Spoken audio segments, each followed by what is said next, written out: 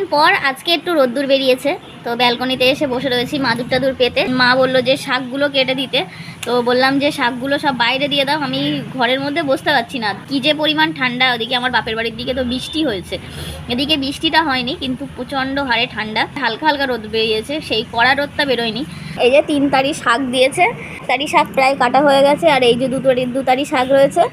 আর কাটতে হবে হচ্ছে এই নারকেল, এগুলো বাবা আসার সময় নিয়ে এসেছিল, সেগুলো মাকে বললাম যে তুমি যাওয়ার আগে নাড়ু করে দিয়ে যাও। পরশু দিনকে আমরা 3 জনেই যাব মাকে দিয়ে আসতে, মানে তোমাদের দাদাভাই, আমি আর মা 3 জন যাবো। আর তোমাদের দাদাভাই আবার আজকে থেকে ডিউটিতে গেল, 2 দিন ডিউটিতে যায়নি। পুরী থেকে আসার পরে আজকে প্রথম ডিউটিতে গেল, কারণ তোমাদের দাদাভাইয়ের শরীরটা খারাপ ছিল, 2-3 দিন ধরে প্রচণ্ড জ্বর, ছাড়িয়ে যাচ্ছে। যতক্ষণ ওষুধ খাচ্ছে ততক্ষণ ভালো থাকছে, যতক্ষণ না খাচ্ছে আবার জ্বর আসছে।